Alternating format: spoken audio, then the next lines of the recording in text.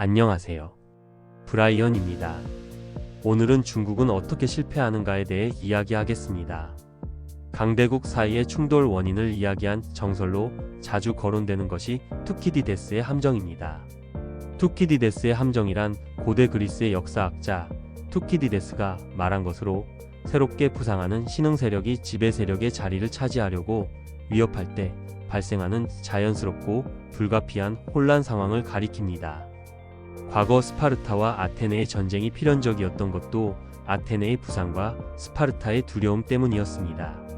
현실의 불만인 신흥 도전국의 역량이 주도권을 가진 기존 패권국의 힘에 근접하기 시작하는 기간 중에 전쟁이 일어날 가능성이 가장 크다는 이 주장은 사실 역사적으로 이미 수차례 증명되어 왔습니다.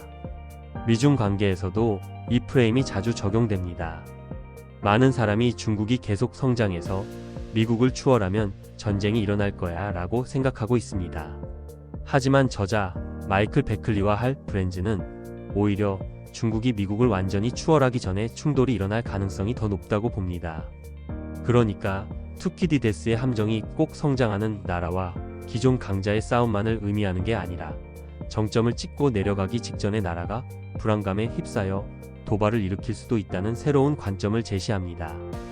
중국은 세계 2위 경제 대국이고 군사력도 특히 해군과 미사일 기술에서 미국을 위협할 만큼 성장했습니다. 남중국해에서 인공섬을 만들어 군사 기지를 세우고 대만 해협에서 훈련을 벌이는 모습은 중국이 자신감을 가지고 있다는 증거입니다. 하지만 이 화려한 겉모습 뒤에 어두운 그림자가 드리워져 있습니다. 중국의 약점은 우선 인구 위기가 심각하다는 점입니다.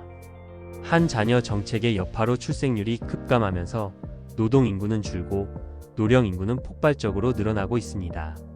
이미 총 인구수는 인도의 역전을 허용했고 2050년쯤이면 중국 인구가 지금의 절반 수준으로 떨어질 거라는 예측도 나옵니다.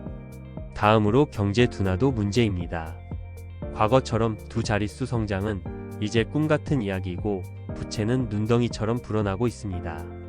1970년대 이래 중국 공산당의 정통성을 유지해 온 주된 요인은 임금 인상과 생활 수준 향상이었습니다.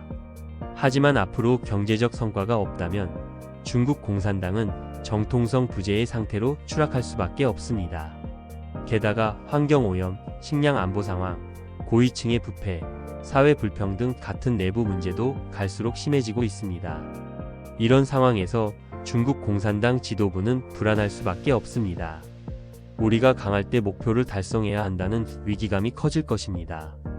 특히 대만 통일은 시진핑 정권의 정당 성과도 연결된 사안이라 쇠퇴하기 전에 과감한 군사 행동을 감행할 가능성이 있습니다. 역사적으로도 강대국이 정점을 찍고 하락세로 접어들 때 공격적으로 변한 사례가 많습니다. 20세기 초 독일 제국과 일본이 그랬습니다. 중국도 지금 위험한 정점에 위태롭게 서 있습니다. 미국은 위험한 정점에 도달한 중국을 어떻게 상대해야 할까요? 첫째, 군사력 재배치가 급선무입니다. 중국은 남중국해에서 전략적으로 미국의 항공모함이나 공군 기지를 무력화하려 시도하고 있습니다. 미국이 이에 대응하려면 아시아 태평양 지역에 더 많은 군사 자원을 배치해야 합니다. 특히 대만 해협이나 남중국해에서 중국과의 국지전에 즉각 대응할 수 있는 태세를 갖춰야 합니다. 둘째, 자유민주주의 동맹 강화가 필요합니다. 일본은 자위대를 강화하고 있고 한국은 북한뿐 아니라 중국 견제에도 힘을 보탤 수 있습니다. 대만은 최첨단 반도체의 공급기지입니다. 호주와 인도도 쿼드 협력을 통해 중국을 압박할 파트너입니다. 하지만 각 나라마다 경제적, 정치적 이해관계가 달라서 미국이 이들을 하나로 묶는 리더십을 발휘해야 할 때입니다. 셋째, 미국 내 정치-사회적 단결도 중요합니다. 미국은 정치적 양극화로 국방 예산이나 외교 정책이 자꾸 흔들리고 있습니다. 과거처럼 의회에서 싸우느라 중국 문제에 집중하지 못하면 중국은 언제든 그 틈을 노릴 것입니다. 마지막으로 장기전에 대비해야 합니다. 중국이 쇠퇴하기 전에 행동할 가능성이 크다면 미국은 2030년대 후반까지를 집중 대비 기간으로 삼아야 합니다. AI와 우주 기술 개발, 경제 제재, 군사 훈련 등 모든 카드를 전략적으로 써야 합니다. 중국이 장기적으로 쇠퇴할 거라는 예측은 타당해 보이지만 그 전에 국지적 충돌이 일어날 가능성을 무시할 수 없습니다.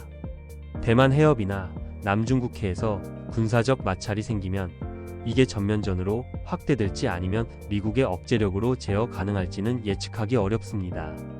미국과 동맹국들이 강한 군사력과 단결된 모습을 보여주면 중국이 도발의 비용이 너무 크다고 판단해 물러날 수도 있습니다.